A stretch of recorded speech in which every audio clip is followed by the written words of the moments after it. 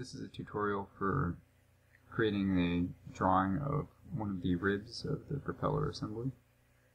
Get down to the rib. We'll start by putting the propeller assembly and then the third rib, in this case, into its own window, so it's easier to deal with. We'll go to the drawing sheet that we've already been working on, insert a new sheet, go into edit sheet background information, just fix some labels. This corresponds to the labeling from the exploded view before. Now we'll insert a front view. Now this is not the front view, but that doesn't necessarily matter. You can change the labels. We just need to get a view in there. Select a scale to fit the paper. Then we'll add another perspective. Dragging from the, you don't have to drag it up here when your mouse appears. Click to get the image to show up. Do the same thing for the side. And off of the side, double click to select it, we'll get a back view. And we'll right click and unlock it from its position so that we can get it onto the paper. So we'll roughly drag it into position right now relative to the front view.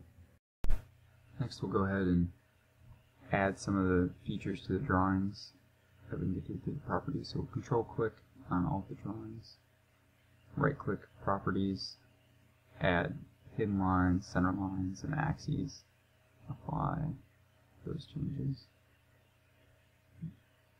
We'll go ahead and change some of the names for the views. So inboard view, outboard view for the front and back to more appropriately describe between them. Then we'll find out later we won't need the side view to show any useful dimensions, so we'll go ahead and delete that.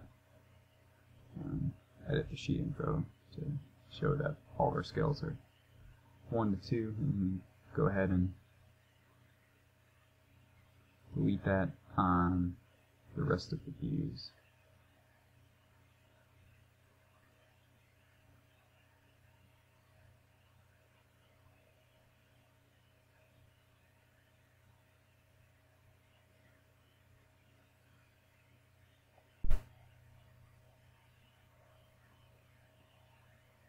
Next we'll go ahead and add an isometric view of the rib. So select isometric view, then go to the window, click anywhere on the rib, and click again on the sheet to get the drawing to show. Change the scale to 1 to 5 so we can fit it over in the corner. If you have a different border on the sheet, maybe you can align things differently. Here's just where I have space. We'll have the scale information in the title since it's different than what we have labeled on the sheet for the other drawings.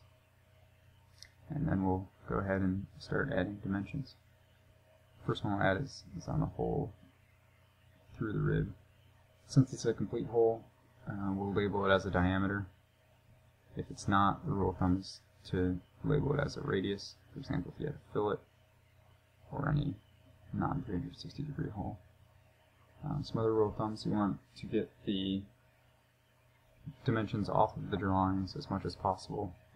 You also want to avoid overlapping of the lines and crossing, which can lead to confusion. Here I'll add the distance from the leading edge to the center of the hole. You want to label as many length dimensions as possible from a consistent starting point, which would be practical to measure from. In this case, I'll use the leading edge and the bottom edge of the airfoil.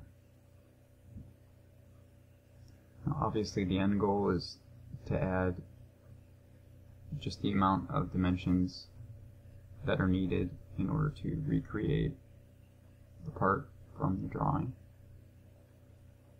Some other rules of thumbs are that you want to get as many dimensions onto one drawing as possible where appropriate.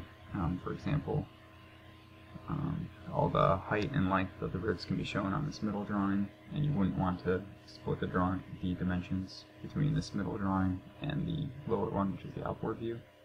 In this case, I have the outboard view shown just because there are some features that might be a little confusing when looking at the top view and the inboard view. So the outboard view shows that the outboard edge is smooth with the exception of the hole. All protrusions go to the inboard side. And then another example of the appropriate drawing for which to put dimensions. The top view should show the thickness, as it's the only drawing that shows the thickness. And when you have, as you can see in the top view, multiple levels that add up to the total thickness, there's 2 levels here. All dimensions either lie on one level or the other. You should only label one of the dimensions. For example, if you take the total thickness and subtract that dimension here, then you'll get the other dimension. Add a label in the corner here just to show that all the units are in inches.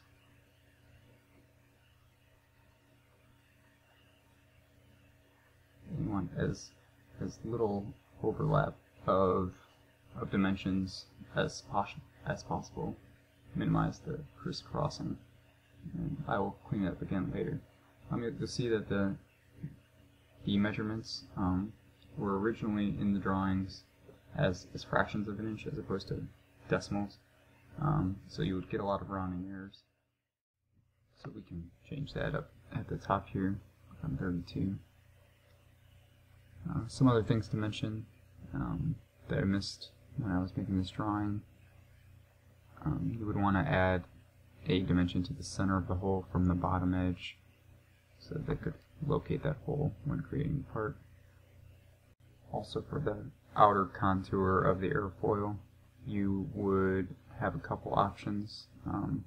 For a standard airfoil, you could put, similarly to the way that there's the block on the top right that says all units inches, you could say what the airfoil would be so that they would be able to get the coordinates based on the thickness to chord ratio for all the points along the outer contour.